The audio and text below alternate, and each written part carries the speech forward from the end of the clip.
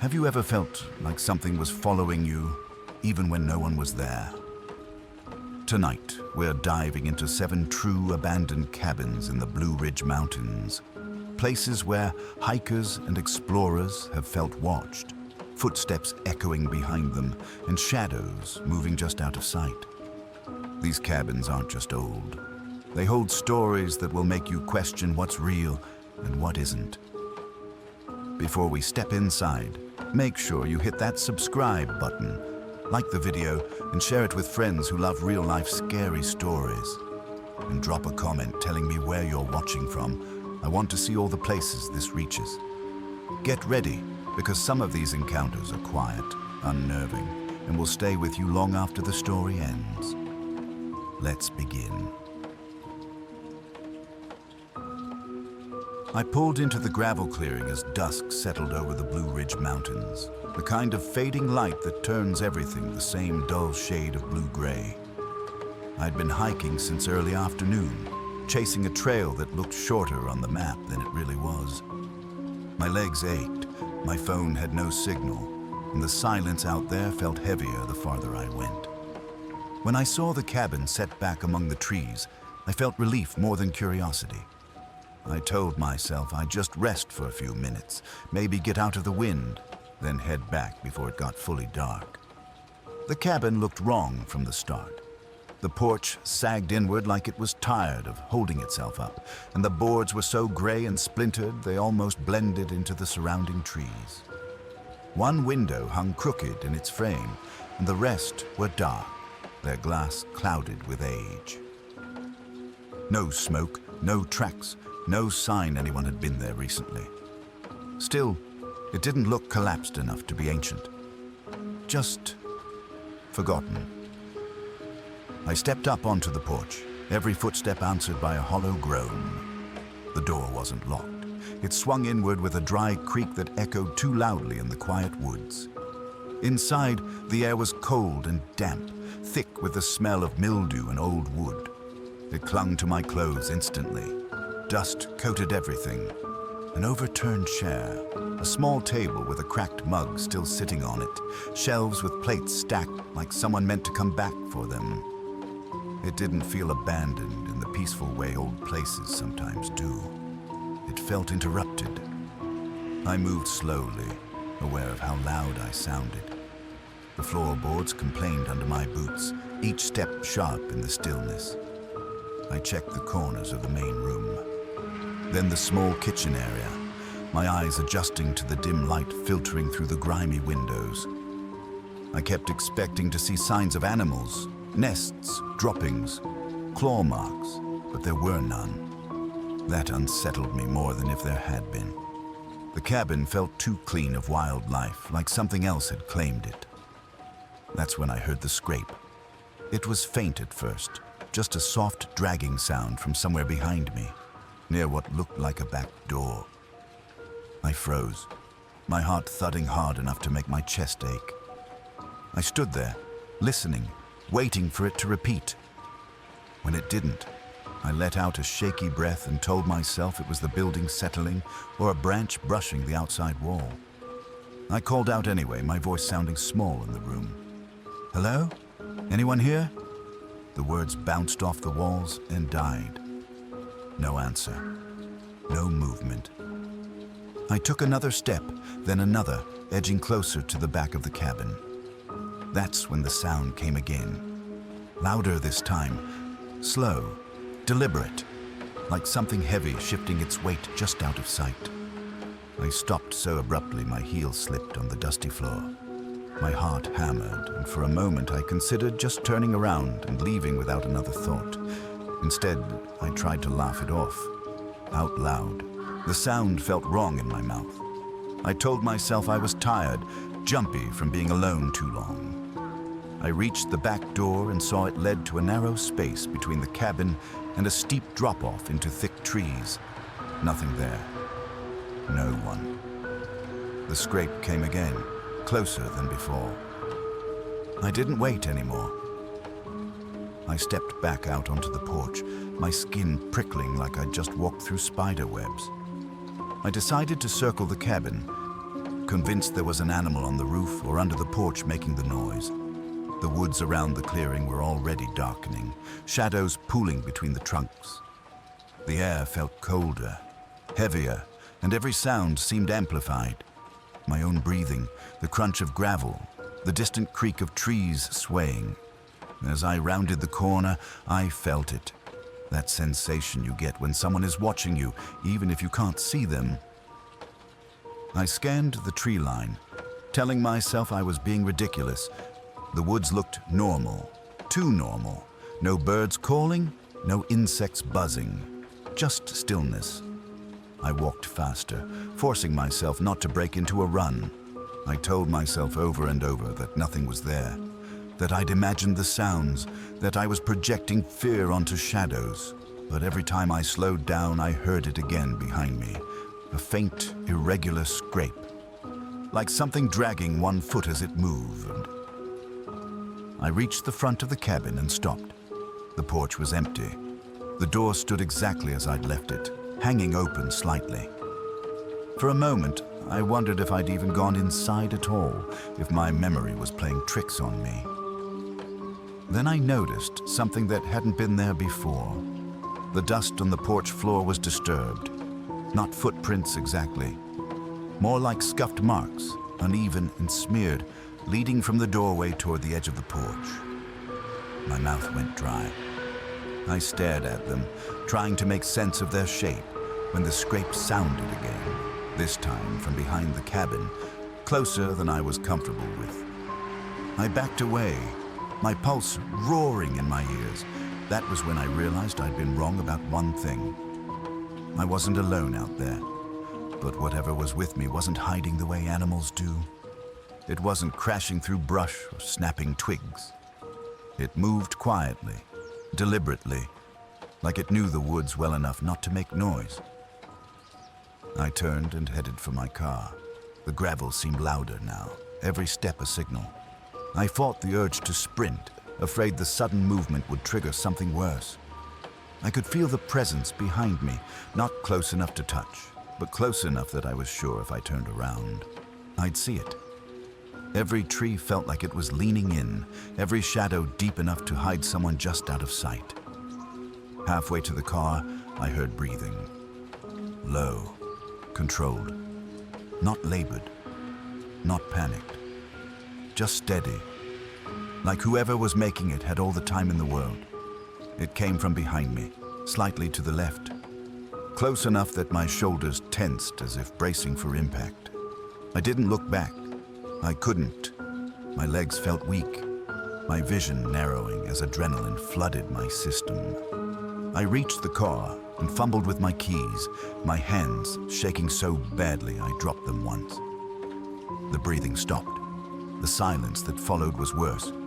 It felt expectant, like something was waiting to see what I'd do next. I unlocked the door, slid inside, and slammed it shut, locking it immediately. For a second, I just sat there, gasping, my forehead resting against the steering wheel. Then I looked up. Between the trees, just at the edge of the clearing, something shifted. Not stepping into the open, not fully visible, just movement. A darker shape against the darkness, tall and thin, withdrawing slowly as if it knew it had been noticed. I started the engine and didn't stop shaking until the headlights flooded the clearing. The woods looked empty again. Normal. No shapes. No movement. I told myself I'd imagined it, that fear had filled in the blanks. As I drove away, I checked the rearview mirror more times than I can count. The cabin disappeared behind the curve of the road, swallowed by trees. Relief didn't come. The feeling of being watched lingered, heavy and persistent, like it had followed me out of the clearing. Even now, years later, when I think about that place, what unsettles me most isn't the sound or the shadows. It's the certainty I felt as I left, that whatever was out there never rushed me, never revealed itself fully. It let me go because it wanted to, not because it had to. And sometimes, late at night, when the woods outside my own home go quiet all at once, I wonder if it remembers the way back. I stayed late in the cabin because I misjudged the daylight. That's the honest truth of it. I'd planned to leave before dusk, just long enough to eat something, rest my legs, and enjoy the quiet before heading back down the mountain. But the Blue Ridge has a way of swallowing the sun faster than you expect, especially when clouds start stacking low between the ridge lines. By the time I realized how dim it had gotten, the trees outside were already turning into silhouettes, and the trail back to my car felt farther than it had any right to. The cabin itself was small, old, and clearly not meant for comfort. It sat tucked into a shallow dip between pines, its roof dark with moss, and its walls warped from decades of weather. Still, it felt solid enough. The door closed. The windows were intact. I told myself it was safer to wait out the last of the light inside than risk twisting an ankle on the trail in near darkness. At first, it was peaceful. The wind moved gently through the pines, producing that low, constant sigh that always reminds me of distant water. Somewhere down the slope, I could hear a river humming softly, steady and patient. The cabin smelled like old wood and cold stone, but not rot. I sat on the edge of a narrow cot, eating a protein bar and listening, letting the quiet settle into my bones. For a while, it felt like exactly what I'd come out there for. Solitude, distance from everything loud and crowded. The light faded completely without me noticing. It was the sound that pulled me out of my thoughts. At first, I thought it was a branch brushing the roof. The wind had picked up slightly, and the cabin was surrounded by tall trees. But then it came again, more deliberate this time. A soft, careful step, directly above me. I held my breath, listening. Another step followed. Slow, controlled. Not the chaotic skitter of an animal. Not the sudden thump of something falling. This had rhythm to it. Weight placed gently, then shifted as if whoever, or whatever, was up there was trying not to make noise. My eyes drifted upward, fixed on the low ceiling. The roof boards were old and thin. Even a raccoon should have made them groan, should have sent dust raining down. But the sound was muted, precise, like bare feet testing each board before committing. I stood slowly, my heart starting to thud hard in my chest. The steps moved again, crossing from one side of the roof to the other. Then they stopped, directly over my head. The silence pressed in on me. I could hear my own breathing, too loud, too fast. I told myself it had to be an animal, a cat, a fox, something light, something explainable. But none of those thoughts settled right. Animals don't move like that. They don't pause with intent. I whispered without meaning to. Hello. The word barely made it out of my mouth. It felt wrong to speak loudly, like I'd be breaking some unspoken rule. For a moment, nothing happened. I felt a wave of embarrassment creep in, the kind you get when fear makes you act foolish. I almost laughed. Then the roof creaked. Just once. A faint testing sound. Not from shifting wood or wind, but from pressure. Like someone slowly leaning their weight onto a single board to see if it would hold. My stomach dropped. I backed away from the center of the room. Every instinct screaming at me to get out. The footsteps resumed, moving again, slow and measured, pacing the length of the roof. They didn't rush. They didn't retreat. They simply continued, as if aware of exactly where I was standing below. I grabbed my bag and headed for the door, forcing myself not to panic. The cabin felt smaller now, the air thicker, like it had nowhere left to circulate. As I reached the door, the steps stopped again. This time they were positioned just above the doorway. I hesitated, my hand on the latch. The silence stretched. Long enough that I wondered if it had all been in my head. Long enough that I considered sitting back down and waiting it out. Then came a soft tap. Not a footstep. Not a creak. A deliberate tap, like fingers or knuckles lightly touching wood from above. That was enough.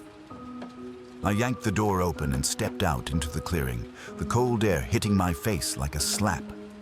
The trees loomed around the cabin, dark and dense, their branches swaying gently. The sky was deep blue, stars just beginning to prick through. For a second, I felt foolish again. There was nothing there. No movement, no sound beyond the wind and the river. I turned back toward the cabin. The tapping continued. It wasn't loud, it wasn't frantic. It was steady, slow, coming from the roof. Whatever was up there hadn't followed me down. It hadn't revealed itself. It stayed exactly where it was, pacing above the cabin like it owned the space. I took a few steps back, my eyes locked on the roofline. I expected to see a shape against the sky, a silhouette moving along the edge. There was nothing. The roof looked empty, but the sound continued, shifting slightly, keeping pace with where I stood in the clearing. That's when I realized it wasn't just pacing the cabin, it was pacing me. Every time I moved, the tapping adjusted, staying overhead, matching my position. I felt a cold knot form in my chest as the implications sank in. Whatever was up there knew exactly where I was without seeing me. I started walking toward the trail, forcing my legs to move even though they felt heavy and uncooperative. The tapping followed, growing fainter as I increased the distance, but never stopping. Even when the cabin was several yards behind me, I could still hear it, soft and persistent, like a metronome keeping time. My heartbeat synced to it without my consent. I didn't run. I was afraid that if I did, something would change. Afraid that movement would break whatever unspoken agreement existed between us. I kept walking, listening as the sound gradually faded into the wind. It wasn't until the cabin disappeared completely behind the trees that the tapping finally stopped. I stood there for a long time, listening to the forest, the river, the wind. Normal sound, harmless sound. Eventually, I made my way back to my car and drove down the mountain with my jaw clenched so tight it ached. I never told anyone about it. Not really. There's no satisfying explanation. No proof beyond a memory and a feeling that still tightens my chest when I think about it. What stays with me isn't fear of being chased or attacked. It's the certainty that something was there with me that night. Something patient. Something that didn't need to come down from the roof to make itself known. And sometimes, when I'm alone and the world goes quiet all at once, I swear I can still hear that soft, careful tapping. Keeping time, waiting to see if I notice again. The cabin had a stone fireplace built into the far wall, its hearth wide and blackened from years of use that had clearly stopped long ago. Ash lay undisturbed inside it, packed down and gray, like it had been left exactly as it was after the last fire died. The air felt colder near it, as if the stone still remembered winter. I stood there longer than I meant to, staring into the empty firebox, feeling a strange pull towards it I couldn't explain. I lit a small candle from my pack, more for comfort than necessity. The flames sputtered before settling, its weak light pushing back the darkness just enough to make the room feel less like it was closing in on me. The walls caught the glow unevenly, revealing warped planks, old nail heads, and stains I tried not to think about too hard. For a brief moment, everything was still. No footsteps. No tapping, just the soft hiss of the candle and the distant river outside. That calm didn't last. As I turned away from the fireplace, the candlelight swept across the floor, and something about the dust didn't look right. The dirt was thick, layered, untouched for years. At least that's what I'd assumed. But cutting through it was a line of footprints, bare feet, clear enough that I could see the shape of toes pressed into the grime. They led from the fireplace straight toward the doorway. My stomach dropped so suddenly I felt dizzy. I looked down at my own boots, then back at the prints. They weren't mine. They weren't anyone's who'd been here recently either. The dust around them was too settled, too even. And yet the impressions themselves were sharp, fresh, as if someone had walked through moments before, quietly, carefully, while my back was turned. I didn't move. I barely breathed. The candle trembled in my hand, the flame flickering wildly as if reacting to something I couldn't feel.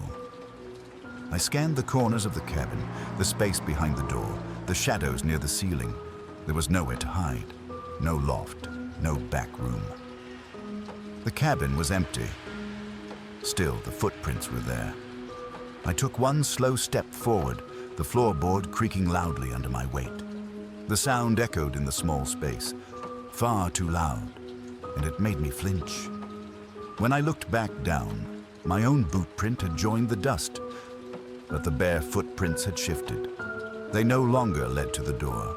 Now they angled slightly, as if turning away from me. A cold pressure settled in my chest.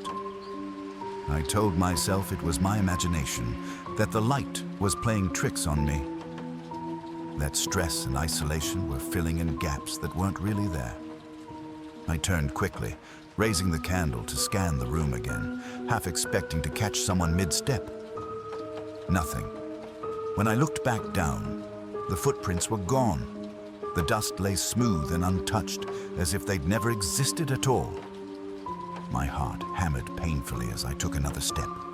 The boards complained beneath me, every movement announcing itself. I hated how loud I was, how obvious. I moved toward the center of the cabin, trying to keep the candle steady. That's when I saw them again. Fresh prints appeared just ahead of me, one after another, forming in the dust without sound. They didn't come toward me. They stayed just out of reach, always a few feet away, as if whatever was making them didn't want to be seen, only known. I froze, my breath shallow and shaky. The candlelight stretched the shadows into long, warped shapes that crawled along the walls and ceiling. The cabin felt smaller now, the air thick and stale, pressing in on my skin. I had the overwhelming sense that I wasn't alone, that something was standing just beyond the edge of the light, watching me react.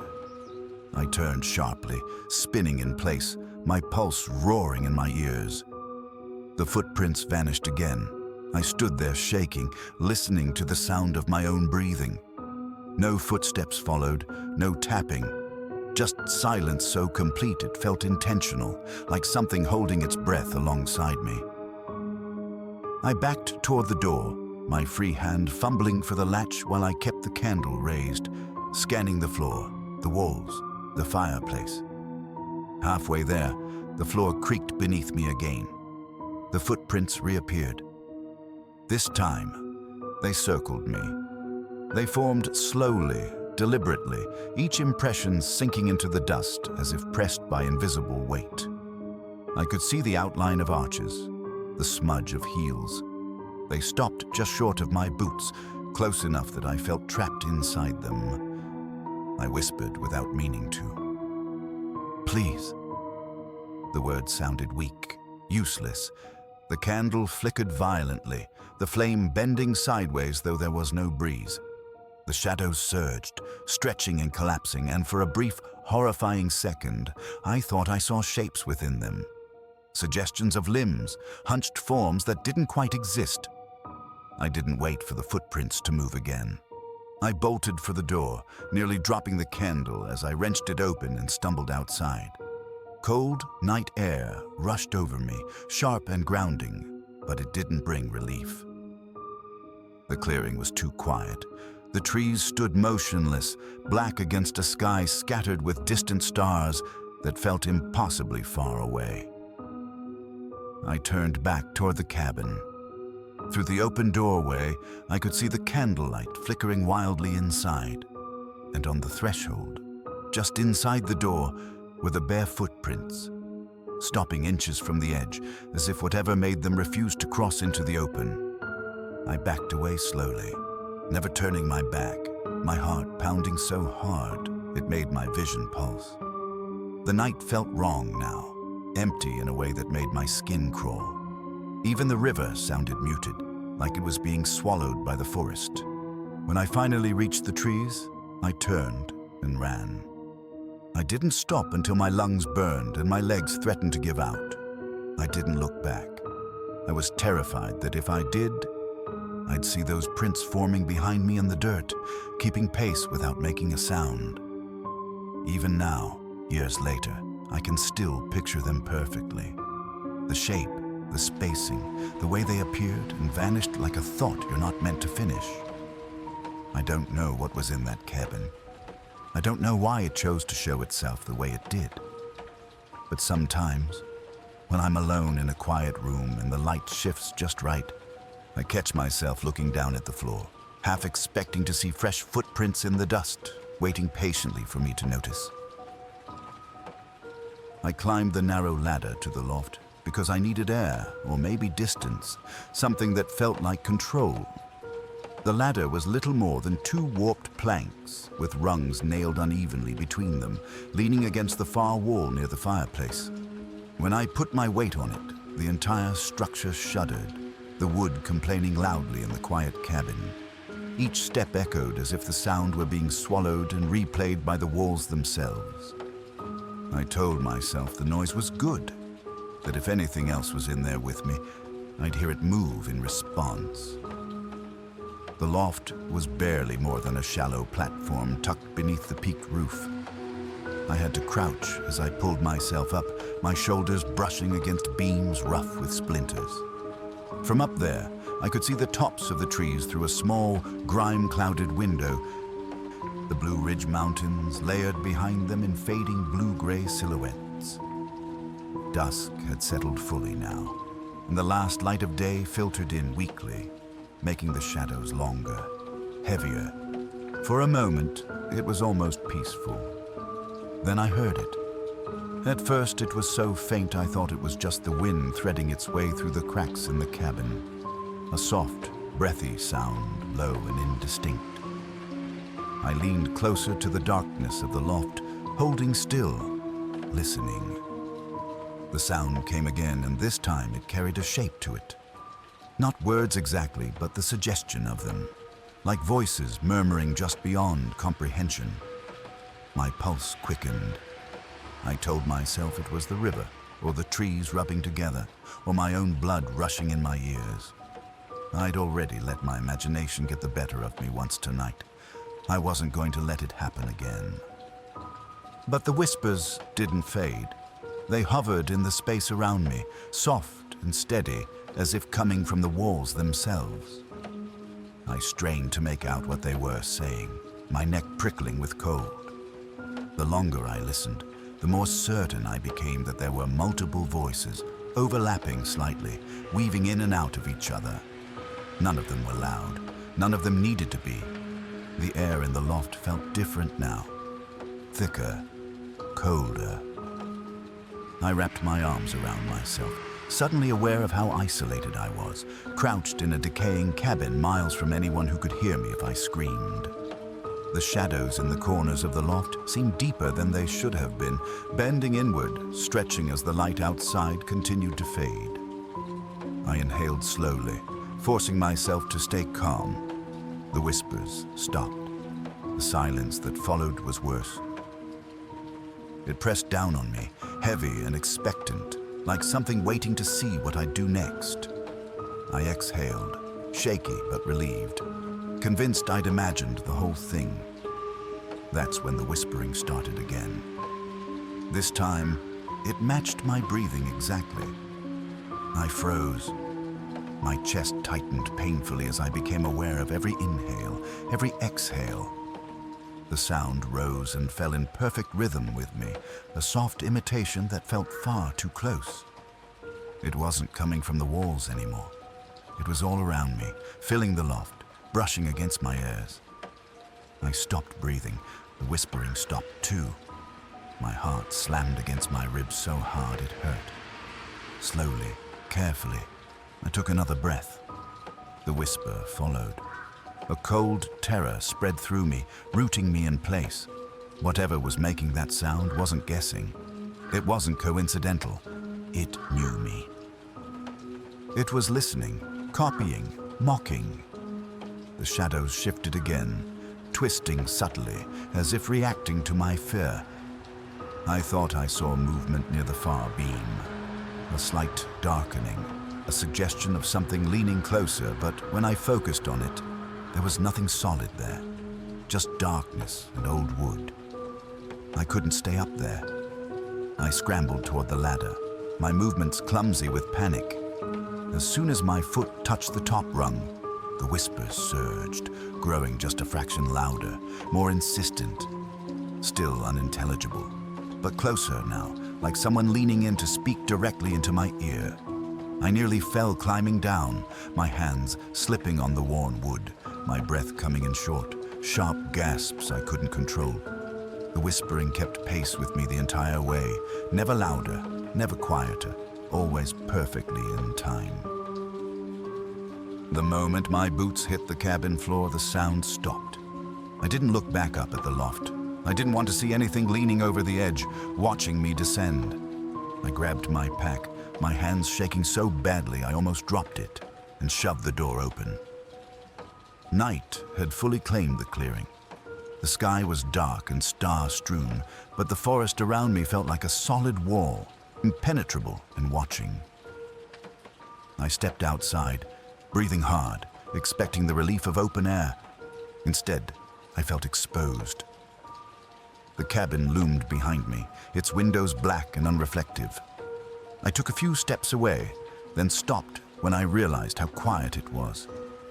No wind, no insects. Even the river sounded distant, muted, like it was being smothered by the trees. Then came the tapping. Soft, hollow, rhythmic. It came from above me. I tilted my head back slowly, a dread curling tight in my gut. The roofline of the cabin cut a sharp silhouette against the sky. For a second, I saw nothing. Then the tapping came again, moving from one end of the roof to the other, careful and deliberate. Footsteps. I backed away, my pulse roaring in my ears. The sound followed, keeping pace, staying directly above me no matter where I moved. I didn't see a shape. I didn't need to. The weight was there. I could hear it in the way the tapping changed pitch as it crossed from board to board. I whispered without thinking, "Stop." The footsteps paused. For one terrible moment, I thought it had listened. Then the tapping resumed, faster now, erratic, like something excited by the sound of my voice. I turned and ran. The trees closed in quickly, branches snagging at my clothes, roots threatening to trip me. I didn't stop until the cabin was gone from view, swallowed by the forest. Even then, I kept going, my lungs burning, my legs trembling with exhaustion and fear. When I finally slowed, I listened. The forest had returned to life. Crickets chirped, leaves rustled softly. The river hummed again in the distance. It felt normal enough that I almost convinced myself I was safe. Almost. As I stood there catching my breath, I became aware of another sound, faint but unmistakable. A soft, breathy whisper, rising and falling just behind me, matching my breathing. I never went back to that cabin. I never even tried to mark it on a map. But sometimes, late at night, when the room is quiet and I'm lying awake, I'll notice how carefully I'm breathing, how controlled. And I'll wonder if the silence is really silence at all, or if something is still listening, waiting for me to slip up and let it follow me home. The bedroom was the only part of the cabin that felt even remotely intact.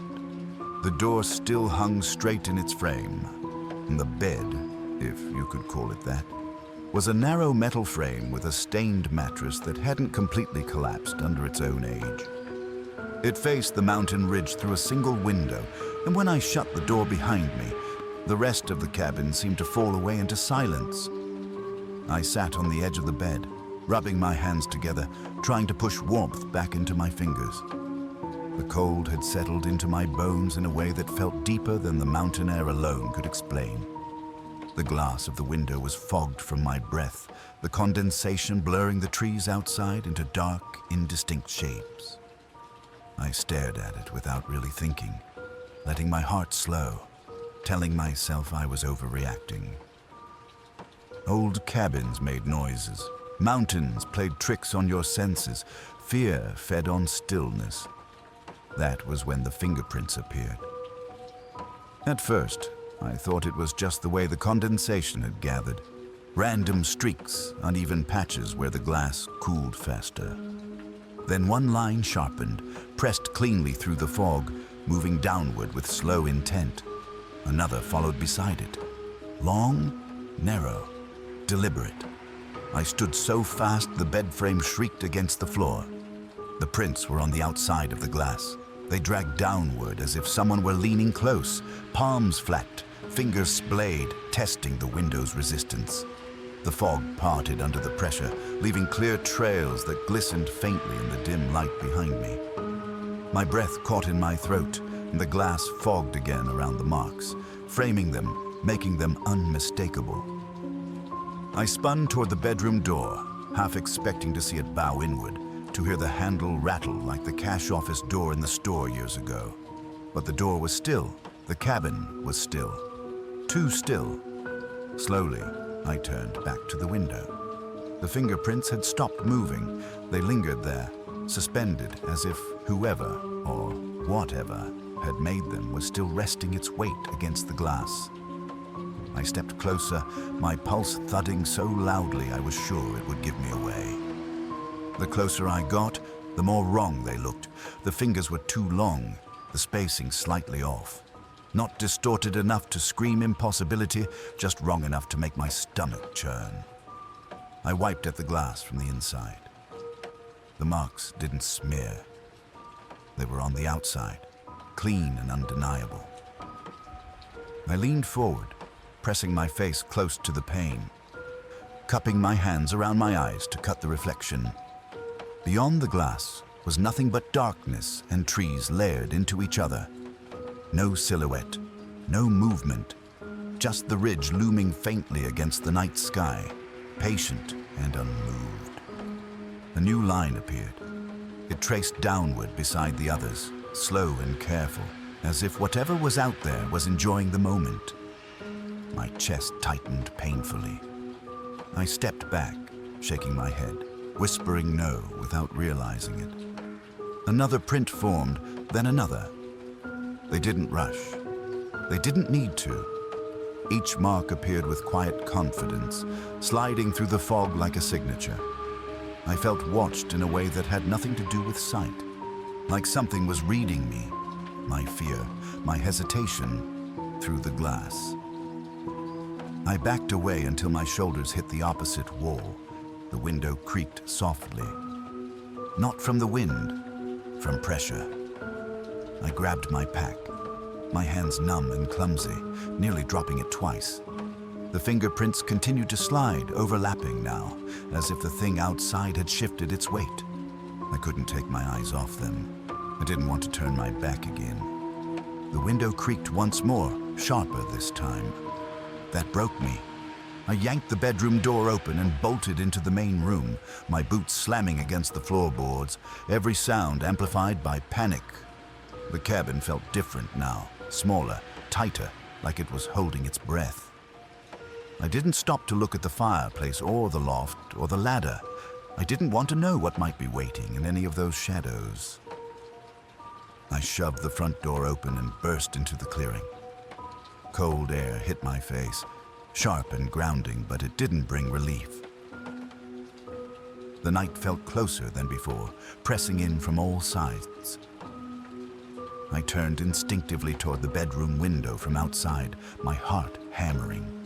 The glass was clear, no fog, no fingerprints, just my own reflection, pale and wide-eyed, staring back at me.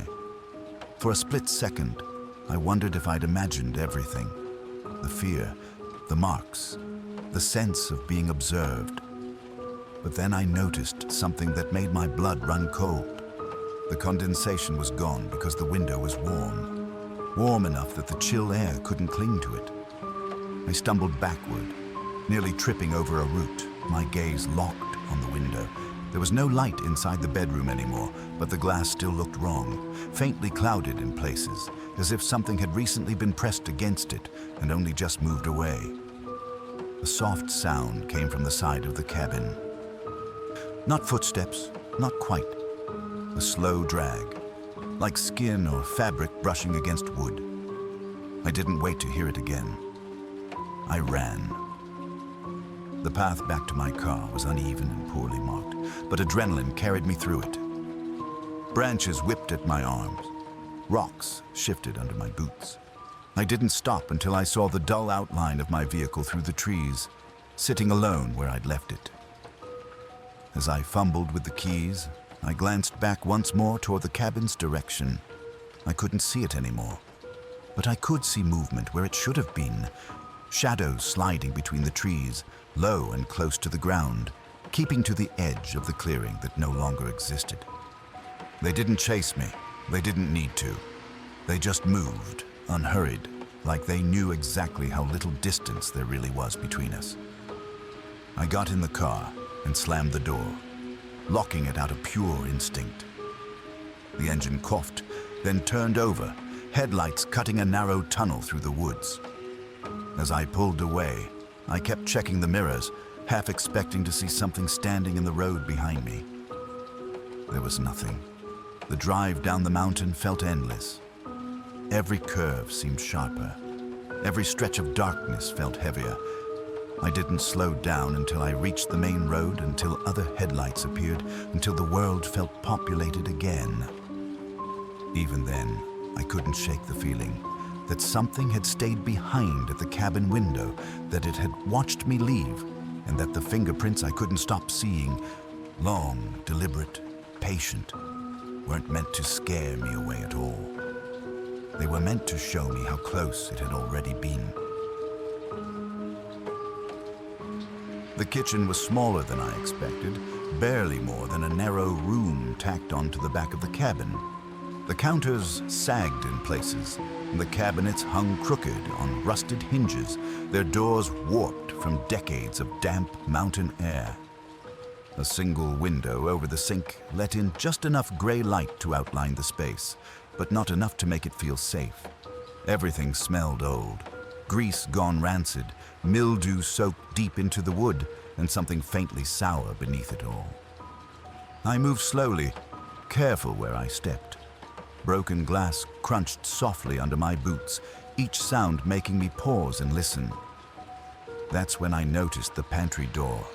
It was set into the wall beside the stove, narrow and tall, its paint cracked and peeling. It stood slightly ajar, just enough to reveal darkness inside. I don't know why it bothered me so much. Maybe it was the way it didn't move at all, not even with the breeze slipping through the cabin. Or maybe it was the sense that something about it was deliberate, like it had been left that way on purpose. I told myself it was nothing. Old doors warped, old hinges stuck. I reached out and nudged it with my fingertips. It didn't move. I pressed harder. Still nothing. The door felt solid, held shut by more than swollen wood. I frowned, leaning in closer when I heard it. A faint scratching. It came from inside the pantry, slow and careful, like nails being drawn across wood with deliberate restraint. Not frantic, not desperate, just patient. The sound traced along the inside of the door, then stopped, as if whatever made it was listening for my reaction. My hand dropped away instantly. I took a step back, my heart slamming so hard I felt it in my throat. The cabin went impossibly quiet. No wind, no birds. Even the distant river seemed to hush. I stared at the pantry door, waiting for the sound to repeat, for some explanation to present itself. Nothing happened. I told myself it had been a mouse, or a squirrel. Something small trapped inside, scratching at the wood. That explanation made sense. Almost. But the more I thought about it, the less it fit. The scratches hadn't been frantic. They hadn't come in bursts. They had been slow, controlled. I took another step back, my heel bumping into the counter behind me. That's when the door shook. Not violently, just a subtle tremor, like something heavy had leaned against it from the inside. The hinges creaked under the pressure, a low, strained sound that made my stomach drop. The door bowed outward a fraction of an inch, then settled back into place. I didn't think anymore after that. I turned and bolted from the kitchen, my pulse roaring in my ears. The cabin felt different now, like it was aware of me in a way it hadn't been before. Every dark corner seemed deeper. Every shadow felt occupied. I didn't slow down until I was outside, the cold mountain air burning my lungs as I sucked it in. I stood there for a moment, bent over with my hands on my knees, telling myself to calm down, to think rationally, to remember where I was. But the image of that pantry door wouldn't leave my mind, the way it had resisted me, the way it had moved only when it wanted to. A sound came from inside the cabin, a dull thump, then another. Not loud enough to echo, just heavy enough to feel.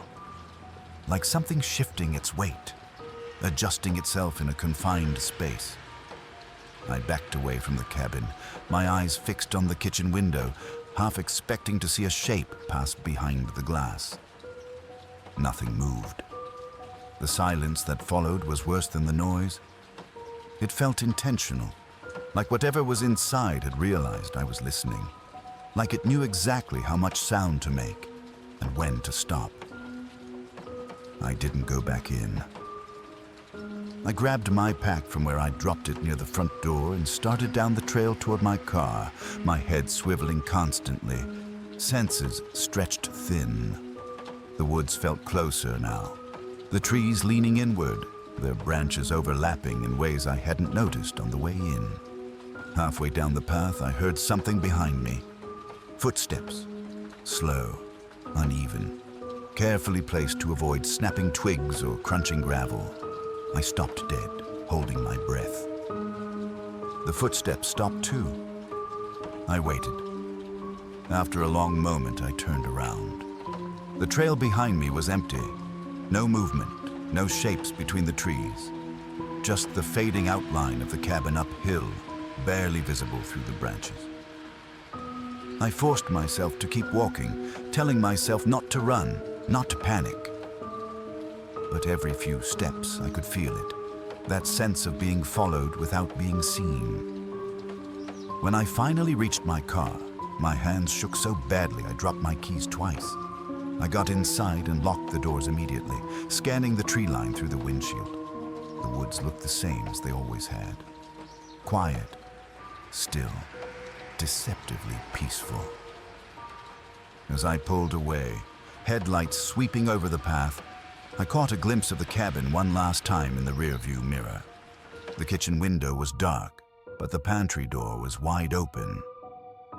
I drove all the way down the mountain without stopping. Even hours later, with miles of road between me and that place, I could still hear it, the slow, scratching sound, careful and deliberate, echoing in my head. Sometimes, late at night, when my house is quiet and everything else is settled, I hear something similar from the walls. Just once, just enough to remind me. And I wonder if whatever was behind that pantry door ever truly stayed there at all.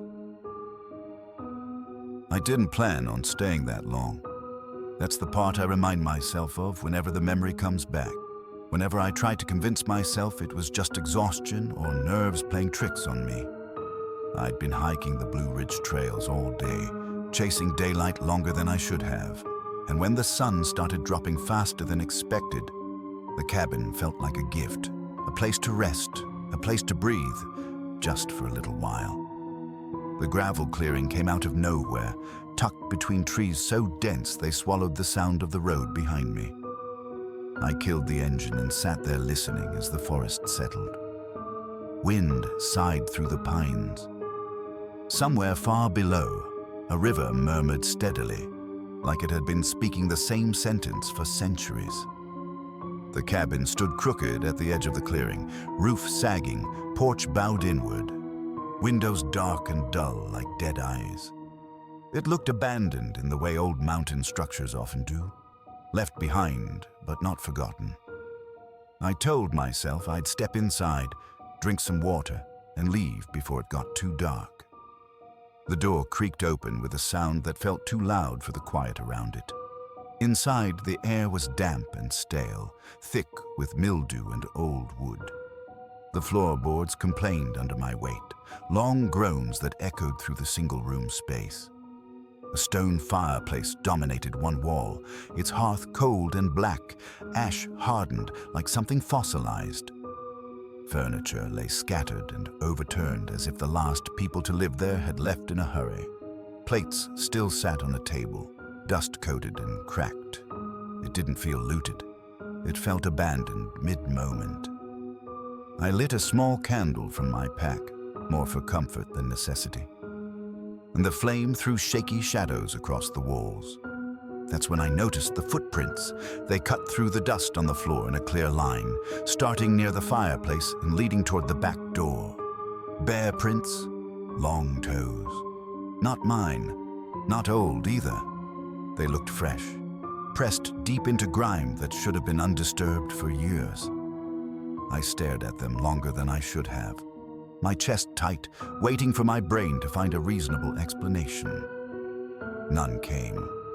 When I turned, the prints were gone, not smeared, not fading, just gone, as if they'd never been there at all. I laughed quietly, the sound thin and forced, and blamed the flickering candlelight. Shadows do strange things when you're tired. I knew that. I kept telling myself that.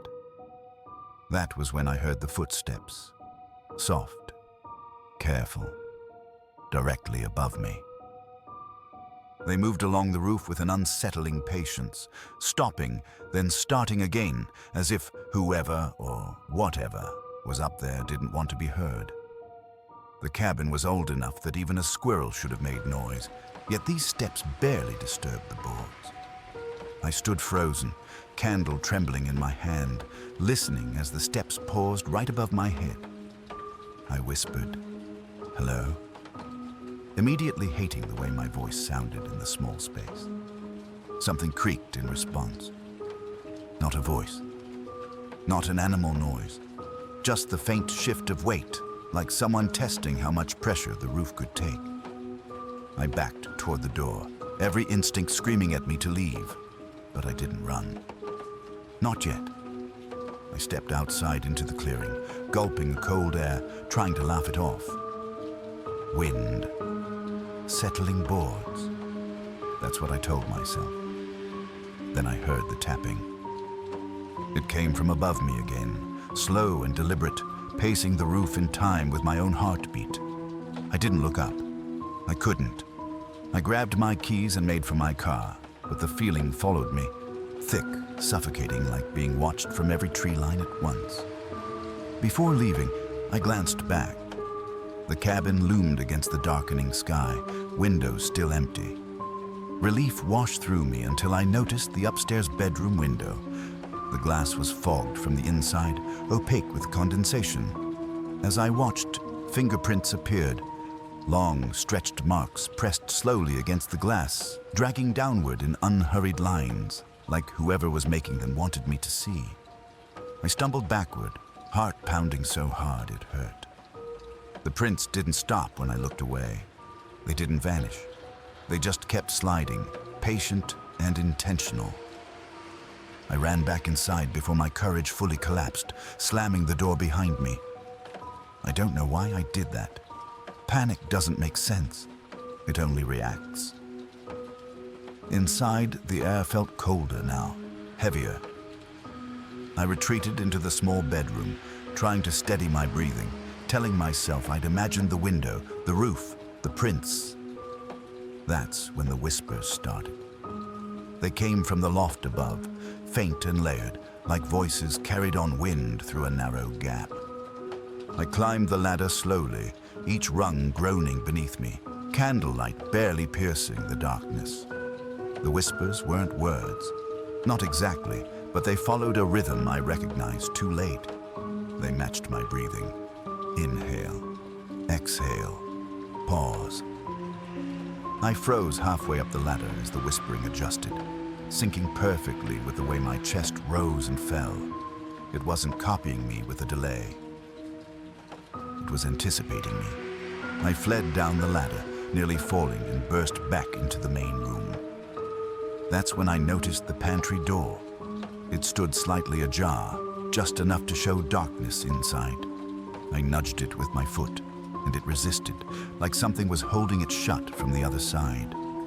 Then came the scratching. Slow, methodical, nails against wood. The sound stopped the moment I looked directly at the door, followed by a subtle shake, as if something heavy shifted its weight. I didn't think anymore. I bolted. I tore out of the cabin, into the clearing, into the car, slamming the door so hard it rattled. The engine roared to life, and I sped down the mountain road without looking back. Trees blurred past. Curves came too fast. Still, I felt it, that presence, stretching behind me, not chasing, not rushing, watching. Near the bend where the roads dropped away, something made me look back despite myself. The headlights caught the cabin one last time. In the top window, two eyes stared down at me. Not glowing, not moving, just fixed and unblinking, set deep in the dark like they had always been there. I slammed my foot on the gas and didn't slow until the forest thinned and the first hint of civilization appeared. Even then, the feeling didn't leave. Years have passed since that night. I don't hike alone anymore. I don't stop at abandoned places, no matter how harmless they look. And sometimes, late at night, when I'm driving through quiet stretches of road, I feel it again, that pressure between my shoulders, that certainty of being observed. I don't think the cabin was haunted. I think it was a place something waited. And I think it let me go because it wanted me to remember.